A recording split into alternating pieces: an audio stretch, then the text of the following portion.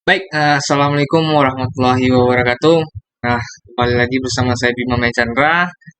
Di sini kita akan membahas tentang piutang usaha dalam mata kuliah perpajakan. Nah, langsung saja definisi piutang. Nah, piutang adalah hak dari seseorang atau perusahaan yang dapat diklaim kepada pihak lain yang akan diterima dalam bentuk kas. Nah, standar akuntansi mengelompokkan piutang sebagai aset keuangan di mana pertama, pengakuan dan pengukuran piutang diatur melalui PSAK nomor 55. Yang kedua, penyajian piutang diatur dalam PSAK nomor 50 dan PSAK nomor 1.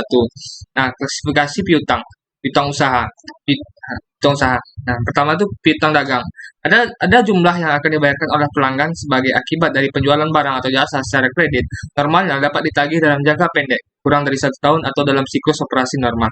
Atau piutang dagang merupakan tagihan yang timbul dari penyerahan barang atau jasa secara kredit dalam rangka kegiatan usaha normal, termasuk pajak, perambahan nilai atau PPN, dan pembebanan lain yang berhubungan langsung dengan penyerahan tersebut.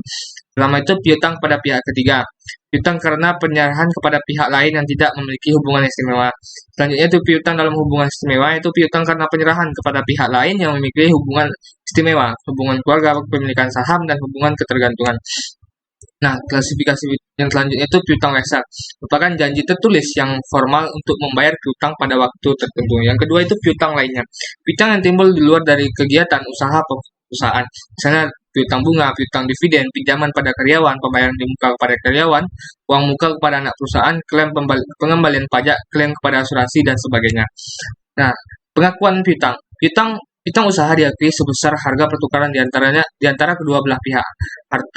Harga pertukaran merupakan jumlah yang terutang dari debitur, pelanggan atau peminjam, dan umumnya dibuktikan dengan beberapa jenis dokumen bisnis, biasanya berupa faktur penjualan dan faktur pajak. Secara akuntansi, pengakuan piutang usaha terjadi pada saat penjualan kredit barang dagangan. Jurnal terkait dengan pengakuan piutang dengan dagang adalah sebagai berikut. Pertama itu saat terjadi penjualan kredit itu piutang usaha terhadap penjualan. Kedua, saat barang dagangan dikembalikan itu retur dan potongan penjualan terhadap piutang usaha. Yang ketiga, saat penagihan kas dalam periode diskon itu kas terhadap potongan penjualan piutang usaha. Nah, ketentuan pajak untuk penjualan barang atau jasa secara kredit yang merupakan objek PPN yang dilakukan oleh pengusaha kena pajak atau PKP diwajibkan menerbitkan faktur pajak selama-lamanya akhir bulan terjadi penjualan, dan nilai piutang usaha dicatat sudah termasuk PPN. Khusus untuk piutang dalam hubungan istimewa disajikan secara terpisah. Dua belah pihak melakukan transaksi disebut memiliki hubungan istimewa dianggap apabila ada salah satu dari ketiga kondisi, itu kepemilikan atau penyertaan modal, penguasa melalui manajemen atau penggunaan teknologi walaupun tidak ada hubungan pemilikan, dan hubungan keluarga saudara atau hubungan saudara. Nah, contoh soal tanggal 6 Juli 2020, PT Nugraha menjual barang secara kredit kepada CV Sinitar sebesar 10 juta, sudah termasuk PPN 10%.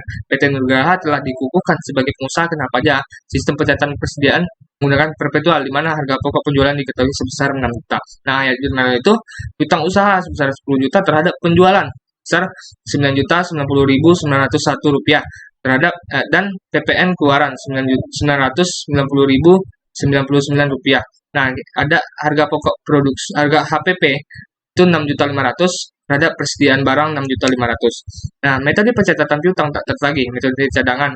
Metode penyisian merupakan suatu estimasi yang dibuat menyangkut perkiraan piutang tak tertagih dari semua penjualan kredit atau dari total piutang yang beredar. Estimasi ini dicatat sebagai beban piutang tak tertagih di debit dengan cadangan piutang tak tertagih di kredit dalam periode di mana penjualan kredit itu tercatat. Yang kedua, metode penghapus langsung. Dalam metode ini jumlah piutang yang sudah pasti tidak tertagih langsung dihapus dengan mendebit beban piutang tak tertagih dan mengkredit piutang usaha pada periode terjadinya piutang tersebut nyatanya tak tertagih.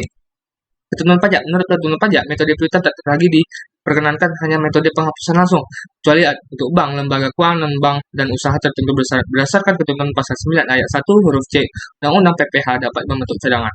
Pertama, ada cadangan piutang tak tertagih untuk usaha bank dan badan usaha lain yang bukan kredit, sewa guna usaha, dan hak opsi perusahaan bimbingan konsumen dan perusahaan pajak piutang. Kedua itu cadangan untuk usaha asuransi, termasuk cadangan bantuan sosial yang dibentuk oleh Badan Penyelenggaraan Jaminan Sosial. Tiga, cadangan jaminan untuk lembaga penjamin simpanan. Yang keempat, cadangan biaya reklamasi untuk usaha pertambangan. Yang kelima, cadangan biaya penanaman kembali untuk usaha kehutanan. Dan yang terakhir, cadangan biaya penutupan dan pemeliharaan tempat pembuangan limbah industri untuk usaha pengolahan limbah industri. Nah, ketentuan pajak. Biaya penghapusan piutang tak terlagi dapat dikatakan sebagai biaya apabila memenuhi syarat ketentuan pasal 6 ayat 1 huruf H Undang-Undang PPH dan peraturan pelaksananya. Peraturan Menteri Keuangan nomor 207 garis miring PMK 010 garis miring 2015. Syaratnya pertama telah dibebankan sebagai biaya dalam laporan laba rugi komersial. Yang kedua, wajib pajak harus menyerahkan daftar piutang yang tidak dapat ditagih kepada Direktorat Jenderal Pajak. Ketiga, telah diserahkan perkara penagihannya kepada pengadilan negeri atau instansi pemerintah yang menangani piutang negara, atau adanya perjanjian tertulis mengenai penghapusan piutang atau pembebasan utang antara kreditur dan debitur yang bersangkutan, atau telah dipublikasikan dalam penerbitan umum dan khusus, atau adanya pengakuan dari debitur bahwa utang telah dihapuskan untuk jumlah utang tertentu. Syarat angka di atas berlaku untuk penghapusan piutang tak tertagih debitur kecil 1 juta, 100 juta untuk kredit bank pembiayaan, atau debitur kecil lainnya kecil dari 5 juta. Contoh soalnya ini.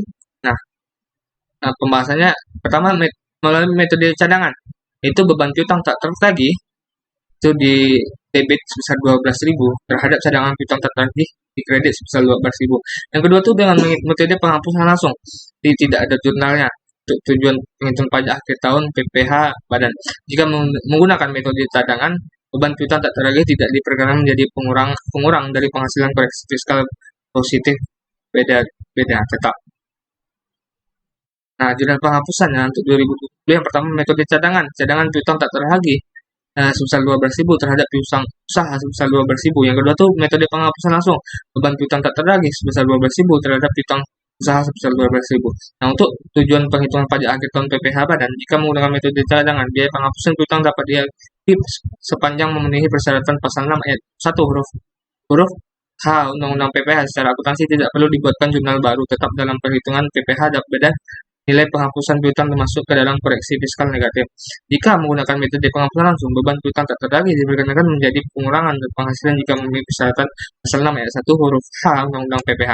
Nah, piutang wesel atau wesel tagih. Wesel atau disebut juga promise adalah janji tertulis yang tidak bersyarat dari satu pihak kepada pihak lain untuk membayar sejumlah uang tertentu pada tanggal tertentu di masa yang akan datang dengan tingkat bunga yang disepakati.